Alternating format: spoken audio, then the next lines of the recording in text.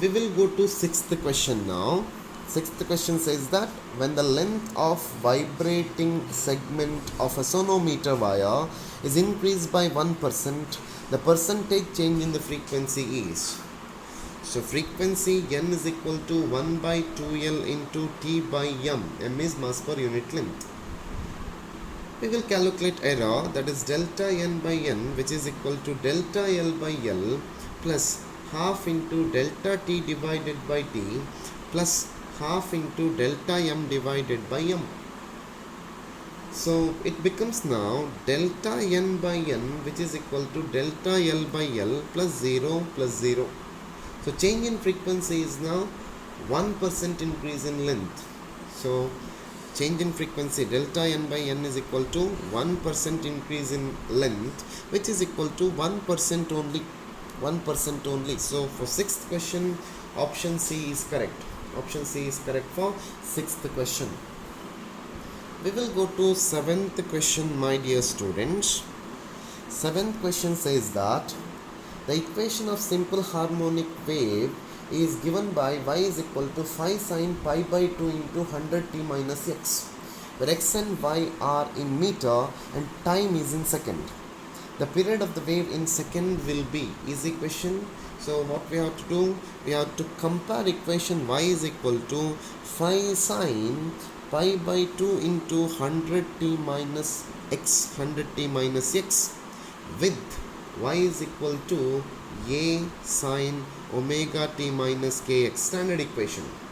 So omega becomes now 100 pi divided by 2, or I can say that 2 pi by t, which is equal to 100 pi divided by 2, or t is equal to now 4 by 100, it is 0.04 second. 0.04 second. So for seventh question, option A is correct. Option A is correct. Eighth question. The loudness and pitch of sound note depends on. It is loudness and pitch of sound note depends on intensity and frequency. So option A is correct. For eighth question, option A is correct.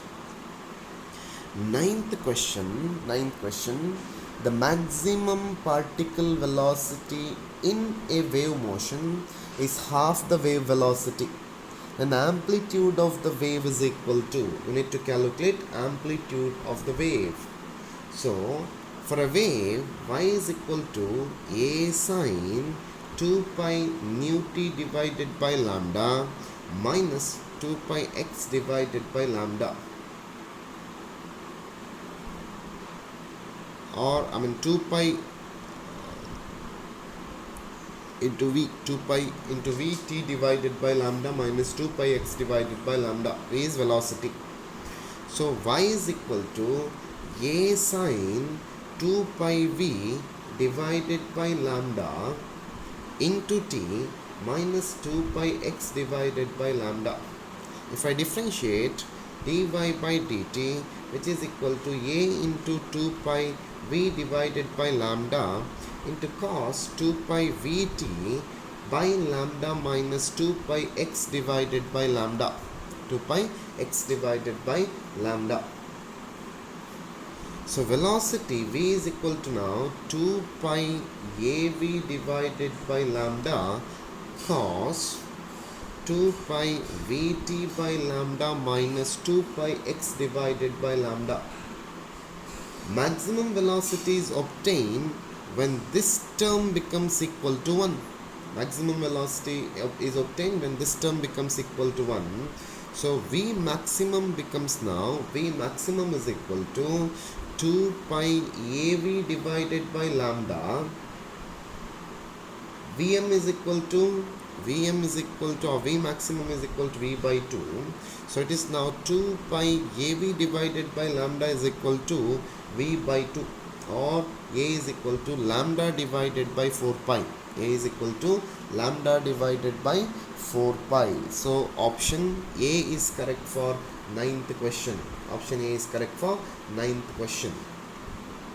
We will go to 10th question. 10th question says that the ratio of the velocity of sound in hydrogen, gamma, is 7 by 5. to that in helium, gamma is 5 by 3 at the same temperature is. So velocity V is equal to square root of gamma P divided by rho, where gamma is Cp by Cv. So velocity in hydrogen is V1 divided by velocity in helium is V2, which is equal to square root of gamma 1 divided by d1, that is density, into, or let me take that as rho 1, into rho 2 divided by V2, rho 2 divided by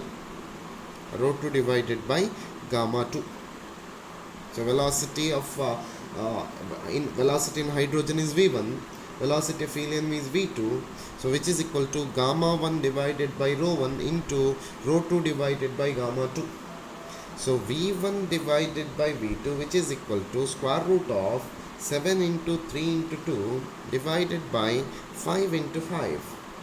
So d2 divided by d1 is equal to 2, or V1 by V2 is equal to square root of 42 divided by 5, square root of 42 divided by 5. So for 10th question, option C is correct. 10th question, option C is correct.